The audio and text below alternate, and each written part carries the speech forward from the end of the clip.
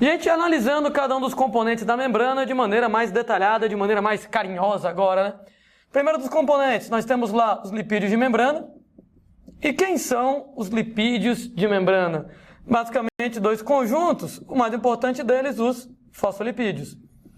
Aproveitando para lembrar para vocês das aulas de lipídios, como é que os fosfolipídios, eles funcionam. Fosfolipídios, moçada, eles são derivados dos óleos e gorduras, eles são ésteres. Como é que funciona o óleo ou a gordura? Esta é a reação entre álcool e ácido. No caso de óleos e gorduras, o álcool é o glicerol. E os ácidos são 3 ácidos graxos. Se fosse um óleo ou uma gordura, seria glicerol com 3 ácidos graxos.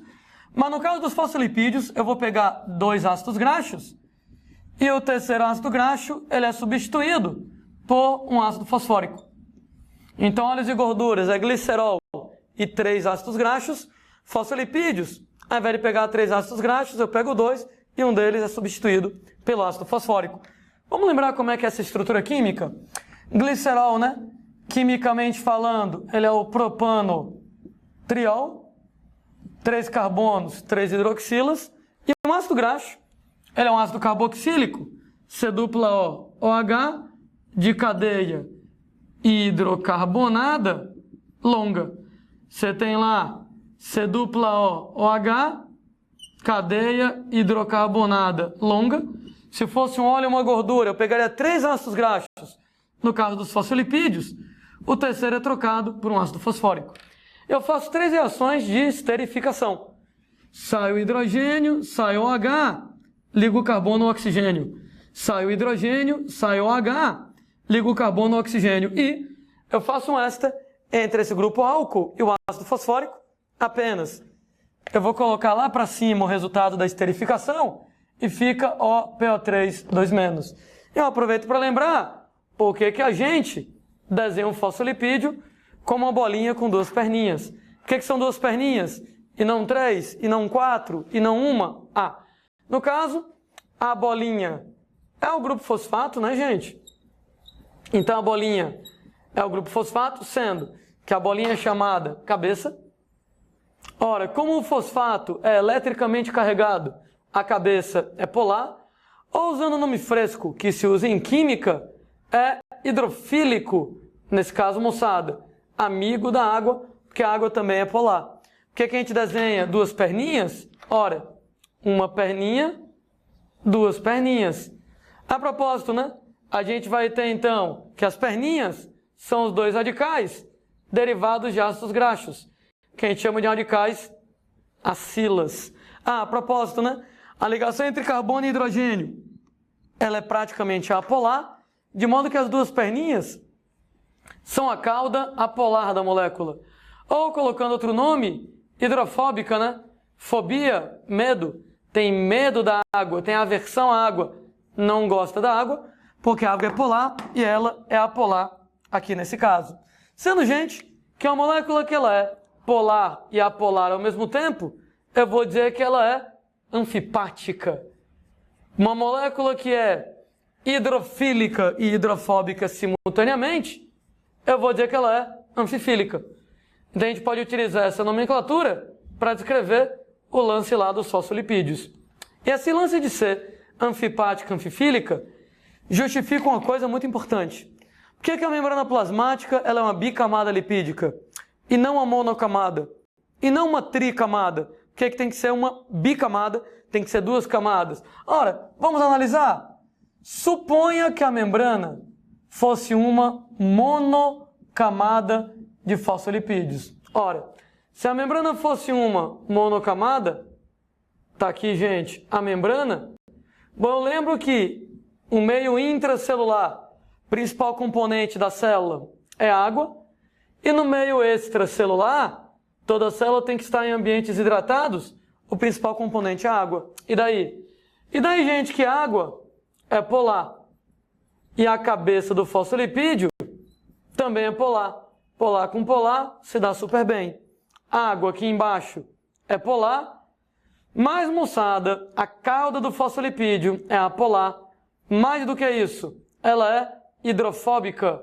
ela tem aversão à água, ela não gosta da água, ou seja, ela não admite interagir com a água. Toda vez que eu tento montar uma monocamada de fosfolipídios, naturalmente os fosfolipídios se reorganizam. E o que era uma monocamada vira uma espécie de bolha, uma bolha de fosfolipídios que nós chamamos pelo nome de lipossoma. Onde o lipossoma se organiza de tal maneira que as cabeças ficam para fora e as caudas para dentro. Olha qual o sentido. A água é polar, a cabeça do fosfolipídio também é polar, polar com polar, tudo beleza. E as caudas viram umas para as outras para não terem que interagir com a água, para elas interagirem entre si, porque elas são apolares. Cara, isso aqui é espontâneo. Toda vez que eu tento organizar uma monocamada lipídica, os fosfolipídios se organizam e formam o lipossomo. No lipossomo, água polar com cabeça polar, beleza? Caudas apolares entre si, beleza. Em outras palavras, a monocamada, ela instável, não tem como se manter. O lipossoma estável, aí sim ele se mantém. Na verdade, a bicamada lipídica se organiza da mesma maneira que o lipossomo se organiza. Cabeças para fora e caudas para dentro. A gente pega a bicamada de fosfolipídios organizada de tal maneira que o lipossomo, de repente, lá tem cabeças para fora, caudas para dentro. A bicamada também é assim. Principal componente do meio intracelular, água. Principal componente do meio extracelular, água. E aí, né, moçada? Água é polar, a cabeça do fosfolipídio é polar, polar com polar, check, dá certo. Cabeça do fosfolipídio, polar, água, polar, polar com polar, dá tudo certo, check. E a cauda apolar entra em contato com a cauda apolar, opa, deu um match aqui. Gente, tudo beleza? Todas as interações devidamente respeitadas, né? Pode notar que a gente vai ter polar interagindo com polar, apolar interagindo com apolar, polar interagindo com polar. Ou seja, interações perfeitas, exatamente respeitadas. E é por isso que a bicamada lipídica, ela é estável. Pronto. Está aí respondido a um questionamento muito importante. Por que a membrana, ela não pode ser uma monocamada? Porque a monocamada seria instável, que eu não admito que a cauda apolar interaja com a água polar. Mas a bicamada lipídica é estável, água com cabeça, cauda com cauda, cabeça com água. Todas as interações químicas devidamente respeitadas. Outro aspecto importante para analisar, porque mesmo que a bicamada lipídica ela é fluida, por que cargas d'água a bicamada lipídica ela é líquida? Alguém vai dizer assim, Alani, você já explicou. Você falou que a bicamada lipídica ela é líquida, que ela apresenta um predomínio de lipídios insaturados. Ah, é, né? Só que eu não expliquei. Por que os lipídios insaturados, eles são líquidos? E aí, lá vamos nós explicando um pouquinho como é que isso funciona. Primeira lembrança lá das aulas de física, química, sei lá que porra de matéria é essa, né? Quando partículas estão muito afastadas no sistema, estado gasoso. Quando elas estão mais próximas, estado líquido. E quando elas estão extremamente próximas, bem compactadas, estado sólido. E daí? E daí, moçada? Que pensa, por exemplo, lá, quando você pega fosfolipídios saturados. Gente, fosfolipídios saturados apresentam somente ligações simples. E eu lembro para vocês das aulas de química que a ligação simples entre os carbonos tem aquele ângulo de ligação de 109 graus e 28 minutos. Então você pega lá, na verdade, quando eu analiso a ligação entre carbonos, o ângulo que a gente tem, quando a ligação é simples, esse ângulo aqui de mais ou menos 109 graus. E daí? E daí que se o fosfolipídio é saturado, as duas cadeias são saturadas, a gente, moçada, vai estar representando as cadeias desse jeito, o ângulo de ligação de 109 graus faz com que as perninhas em zigue-zague fiquem desse jeito. No que elas ficam desse jeito, isso possibilita a compactação das cadeias, ou seja, os fosfolipídios ficam bem pertinhos um do outro. E no que você tem um alto grau de compactação, estava eu comentando que quando as partículas estão compactadas, automaticamente, estado sólido. Então a explicação, moçada, que a gente tem para o fosfolipídio saturado ser sólido é o ângulo de ligação. Entretanto, quando a gente trabalha com fosfolipídios insaturados, eles apresentam, pelo menos, uma ligação dupla. E o ângulo de ligação dupla é um ângulo um pouco mais aberto, né? Aquele ângulo de 120 graus aqui na parada. Quando a gente pega lá a ligação dupla entre os carbonos, o ângulo de ligação ele é de 120 graus. Um detalhe que eu não tinha mencionado é que normalmente nos fosfolipídios, uma das cadeias é saturada, então em zigue-zague assim, a outra é insaturada. No ponto em que eu tenho a dupla ligação, o ângulo de ligação é mais aberto e a perna fica mais aberta. Qual é a consequência da perna ficar aberta? Quando as pernas estão juntinhas, os fosfolipídios ficam bem próximos uns dos outros, bem compactados, sólido. Enquanto, moçada, quando eu tenho uma perna mais aberta, porque o ângulo da ligação dupla é mais aberta, os fosfolipídios não conseguem se aglomerar tanto, não conseguem se compactar tanto. E o resultado? Como eles não conseguem se compactar, o grau de compactação é menor e moléculas que estão menos compactadas estarão em estado líquido aqui na conversa. Ou seja, moçada, a diferença então que a gente vai ter, né? Quando está todo mundo com as perninhas fechadinhas, cabe um bocado de gente no mesmo espaço, tá? Fazendo aqui uma comparação idiota. Era uma vez um sofá. O sofá aqui é do tamanho da minha mão. Se todo mundo sentar com as perninhas fechadinhas no sofá, cabem 3 pessoas no sofá. Entretanto, às vezes, senta aquele seu amigo no sofá, aquele seu amigo bem espaçoso, que senta lá com as pernas tudo abertas, tudo arreganhada, em ângulo, sei lá, de 720 graus, só cabe ele no sofá. É o mesmo sofá, se você tiver as perninhas abertas, já não cabem 3 pessoas, só cabem 2. Então, no espaço do sofá, 1, 2, 3 pessoas, porque as perninhas estão fechadas, compacta bem. Mas com as perninhas abertas, no mesmo espaço do sofá, só cabem 2 pessoas, com um grau de compactação menor, estado líquido. Então, ideia interessante. Saturado é sólido, porque o ângulo de ligação é mais fechado e eu tenho um maior grau de compactação. Insaturado é líquido, porque o ângulo de ligação ele é mais aberto. Isso leva a um menor grau de compactação. Detalhe, quanto mais ligações duplas você tiver, mais aberta é a perna. O que quer dizer que automaticamente menor compactação, maior tendência a manter em estado líquido.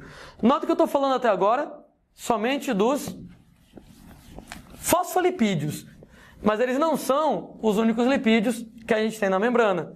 Além dos fosfolipídios, nós temos o colesterol.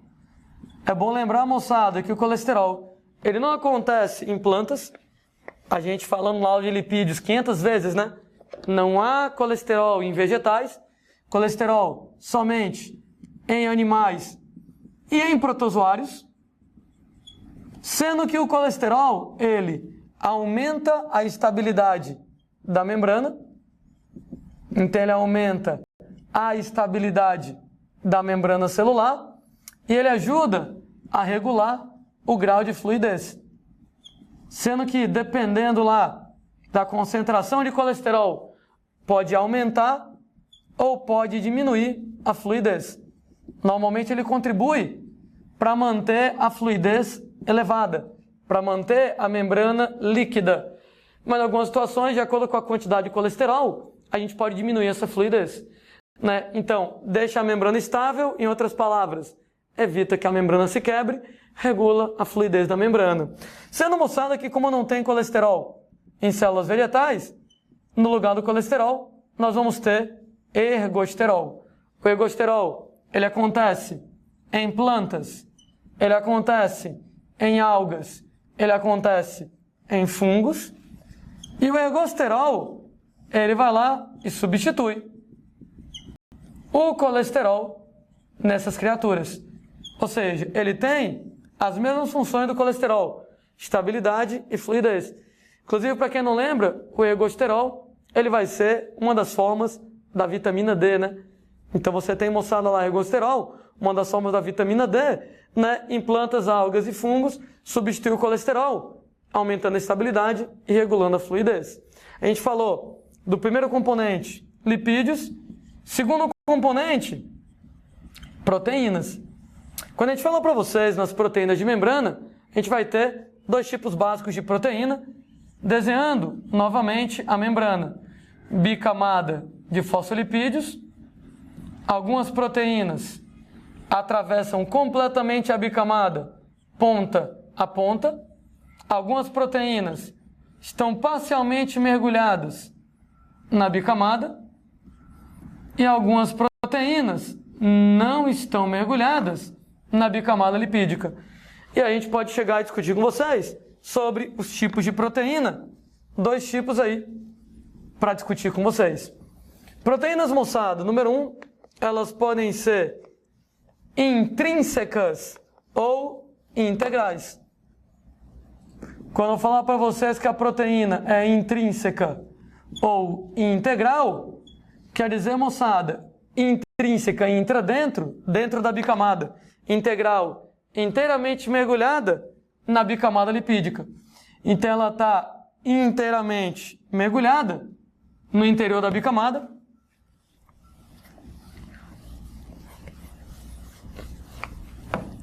Então, inteiramente mergulhadas na bicamada lipídica. 70% das proteínas, elas são desse jeito. E o que determina que uma proteína seja desse jeito? A composição em aminoácidos que a proteína apresenta. Por exemplo, né, moçada? Bem aqui, onde está o pincel vermelho, essa região na membrana, ela é polar ou apolar? Ora, a cauda do fosfolipídio é apolar, que quer dizer que os aminoácidos da proteína nessa área são apolares. Apolar interage com apolar. Os aminoácidos que estão nesse lado e nesse lado, eles são polares. E aí, a gente tem a proteína encaixada inteiramente, uma proteína intrínseca. Proteína intrínseca, ela também pode ser assim, tá?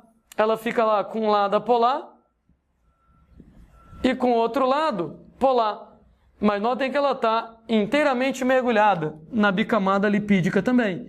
Só que algumas atravessam ponta a ponta, outras não.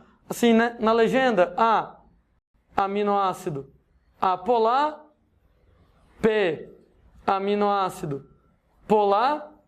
E nesse caso, proteínas intrínsecas podem atravessar completamente ou não atravessar. Inclusive, observação, chamamos a proteína de proteína intrínseca transmembrana, nome, moçada, autoexplicativo, né? Trans, através da membrana, quando ela atravessa a membrana de ponta a ponta. Então, proteínas intrínsecas transmembrana, elas vão lá e atravessam a bicamada lipídica de ponta a ponta. Então, olha que a proteína intrínseca pode ser transmembrana, então essa aqui atravessa ponta a ponta, ou não, inteiramente mergulhada, mas não atravessa ponta a ponta. Essa daqui de baixo, moçada, eu vou chamar ela de proteína extrínseca, né? Na superfície dela, somente aminoácidos polares, para poder interagir com as cabeças dos fosfolipídios, para poder interagir com a água. E as proteínas extrínsecas também são chamadas de proteínas periféricas. Extra, fora, periférica, ao redor. Então as proteínas extrínsecas, as proteínas periféricas, elas não estão mergulhadas na bicamada lipídica. Então elas não estão mergulhadas na bicamada lipídica, elas estão associadas ou às proteínas ou à parte hidrofílica do fosfolipídio. Então, no exemplo, a proteína extrínseca está associada à cabeça do fosfolipídio, à parte hidrofílica, à parte polar do fosfolipídio. Mas poderia ser também a parte hidrofílica polar de uma proteína intrínseca. Fato é que ela não está encaixada na bicamada. Então, mais uma vez, proteína intrínseca inteiramente mergulhada na bicamada, sendo que quando ela é transmembrana, ela atravessa, quando ela não é transmembrana, ela não atravessa. E a proteína intrínseca não está mergulhada na bicamada lipídica. Claro, né? 30% das proteínas são extrínsecas, a maioria das proteínas intrínsecas, apenas algumas extrínsecas. O que é mais fácil de remover da membrana? Intrínseca ou extrínseca? Tem nem o que discutir, né? Como a proteína intrínseca, ela está toda mergulhada, ela é mais difícil de ser removida. A proteína extrínseca, como ela não está mergulhada, ela é mais fácil de ser removida. E, gente, quais são as funções das proteínas de membrana? Funções das proteínas de membrana? Ora, proteínas podem ser, por exemplo, proteínas de transporte, né? Chamadas canais, chamadas permeases. Depois eu converso sobre a diferença. Sendo que essas proteínas de canais, proteínas permeases, estão relacionadas com o transporte. E, gente, pelo amor de Deus, né? Para a proteína poder atravessar alguma coisa de um lado para outro da célula, essas proteínas sempre são, obrigatoriamente, proteínas intrínsecas transmembrana, né? Então, uma proteína que não é transmembrana não pode trabalhar como um canal. Então, quem vai ser canal? Proteína intrínseca transmembrana, ela atravessa a membrana ponta a ponta, né? No que ela atravessa a membrana ponta a ponta, ela pode permitir a passagem de alguma substância. Então, a proteína intrínseca que não é transmembrana não pode ser canal, e a proteína extrínseca também não pode ser canal. Ora, Landim, tirando a função de canal, para que mais as proteínas podem servir? Gente, elas podem ser receptoras. Receptora, Landim, de quê? Eita, moçada! Receptora, por exemplo, de hormônios. Receptora, por exemplo, de neurotransmissores. Então, existem várias substâncias químicas que têm que se ligar na membrana para ter um determinado papel. Então, pode ser transporte, pode ser receptor. O que mais? Proteínas, elas podem ter papel de reconhecimento. Ora, moçada, quando a gente fala em proteínas de reconhecimento, várias proteínas, moçada, agem como uma espécie de impressão digital da sua célula. Como é que o meu sistema imune sabe o que é meu e o que não é? Como é que o meu sistema imune sabe se uma determinada célula é minha ou se uma determinada célula é uma invasora? Gente, as células de defesa, o sistema imunológico, meio que se baseia na impressão digital da célula. Cada célula que você tem um padrão de proteínas que funciona como uma impressão digital celular e permite que você saiba o que é seu e o que de repente é um invasor. Por exemplo, nas suas células eu tenho um determinado padrão de proteínas que quando a gente pega o sistema imune, ele lê esse padrão de proteínas, beleza, a célula é minha. Se eu colocar uma célula estranha em você, eita moçada, a gente pode ter um padrão de proteínas que é diferente. E é quando o sistema imune vê, opa, peraí, essa proteínazinha aqui não tem em mim não. Você tem, por exemplo, lá que essas proteínas que eram para ter, não tinham. Então, quando você vê que o conjunto de proteínas, que a impressão digital da célula é diferente, isso aqui é visto como inimigo, isso aqui é visto como invasor, e o sistema imune vai acabar atacando. Daí, quando eu falo em proteínas de reconhecimento, uma espécie de impressão digital celular. Há um padrão de proteínas que o meu sistema imune reconhece como meu. Se for diferente, não é meu, é um invasor, meu sistema imune acaba atacando. Né? Principal exemplo, mais importante, das proteínas de reconhecimento, diz respeito lá às chamadas MHC, ou moléculas de histocompatibilidade. As moléculas de histocompatibilidade, gente, as MHCs, elas são as moléculas que dão a compatibilidade em caso de transplante, por exemplo, de medula óssea. Então elas dão a compatibilidade ou não, por exemplo, lá, para transplantes, como o transplante de medula óssea. Aproveita aí, né, gente, para fazer um convite aí para você que está assistindo. Se você não é doador de medula óssea, se cadastre como doador de medula óssea. Cara, muito legal, né? E não se preocupe que quando você se cadastrar como doador, ninguém vai mexer na sua medula óssea. Primeiro a gente vai pegar apenas um pouquinho do seu sangue, e com um pouquinho do sangue que eu peguei, eu vou analisar quais são as suas MHCs. Como é que é? A impressão digital das células da sua medula óssea. No dia que alguém no Brasil estiver precisando de um transplante de medula óssea e a sua medula óssea for compatível, em outras palavras, a sua impressão digital celular for igual à da pessoa que está precisando de um transplante, é compatível, você pode chegar e doar para a pessoa.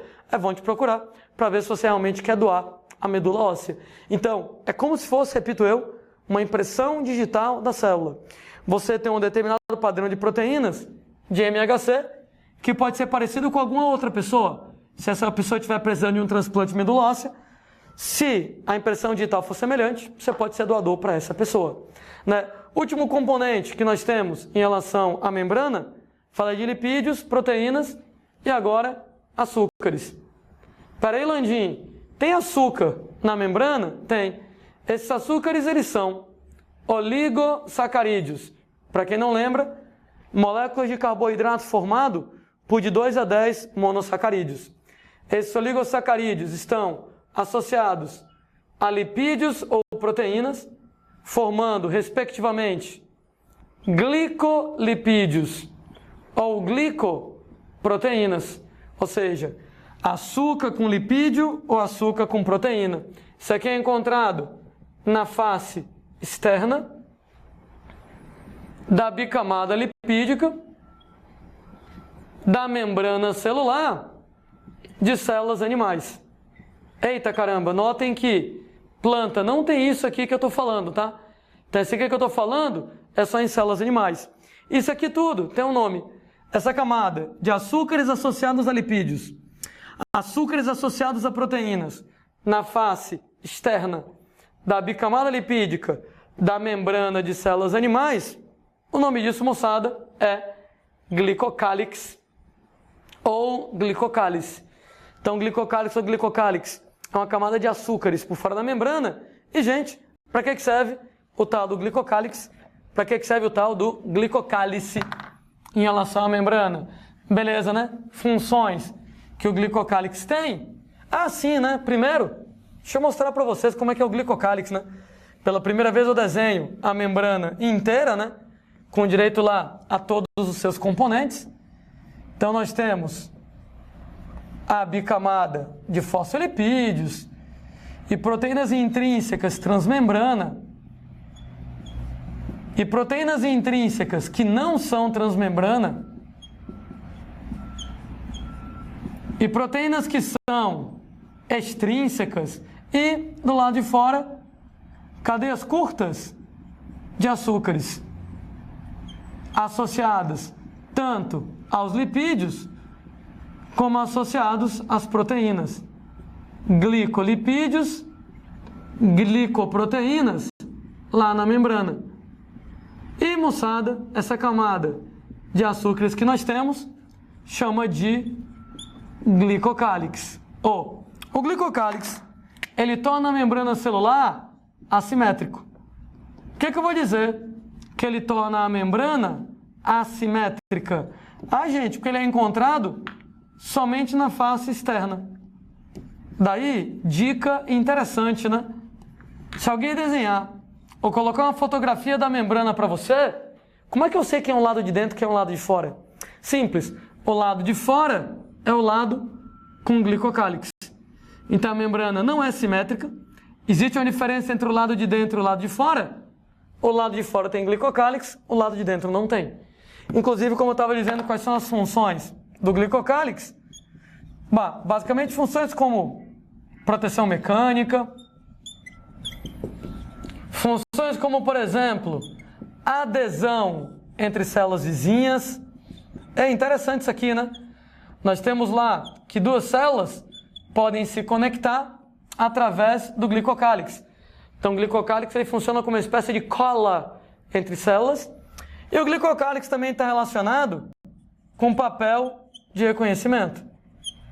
Inclusive, aquele lance da impressão digital da célula, ele envolve proteínas e envolve também carboidratos. Daí, o lance lá que eu estava comentando, que as proteínas podem trabalhar com um determinado padrão semelhante à impressão digital, o diabo do glicocálix contribui para isso. E um exemplo muito importante de moléculas no glicocálix para reconhecimento são as MHCs das hemácias. As moléculas de histocompatibilidade das hemácias. Tem 3 delas extremamente famosas, né? Essas 3 lá, extremamente famosas. Substância A, substância B, fator RH. Gente, qual é o seu tipo de sangue? Seu sangue é A, é B, ele é positivo, ele é negativo? Diz respeito a moléculas de histocompatibilidade no glicocálix das hemácias. E se você nunca parou para pensar, para que servem os tipos de sangue? Qual é a vantagem de alguém ser A, B, positivo ou negativo? Resposta: nenhuma. A princípio, moçada, não existe vantagem ou desvantagem nos tipos de sangue. Para que eles existem então? É a impressão digital da célula. Por exemplo, o Landim tem sangue O negativo. Isso quer dizer que toda vez que aparece em mim substância A, eu não tenho substância A. Então, para mim, isso aqui é visto como invasor. E aí meu sistema imune vai destruir. Substância B, eu não tenho isso. Então, meu sistema imune sabe que aquilo não é meu, que aquilo é invasor e parte para destruir. Você pega, por exemplo, lá, fator RH, meu sistema imune sabe que isso não é meu e parte para destruir. É claro que hoje em dia a gente sabe que isso tem uma coisa interessante, uma importância, em relação a transfusões de sangue, né? Então, por exemplo, eu, que sangue O negativo, nunca posso receber sangue A, porque como eu não tenho A, meu sistema imune encara como invasor. Eu nunca posso receber sangue B, porque como eu não tenho B, meu sistema imune encara como invasor. Eu nunca posso receber sangue positivo, porque meu sistema imune encara o fator RH como invasor. Ou seja, na minha impressão digital celular, não tem nem A, nem B, nem RH. Se colocar em mim, quando meu sistema imune lê essa impressão digital das células da transfusão, que ele vê que tem A, B e fator RH, sabe que não é meu, sabe que aquele é invasor e parte para destruir. Ou seja, como eu falei, apenas com um papel de reconhecimento, por isso que eu estou batendo a tecla, falando como se fosse uma espécie de impressão digital da célula.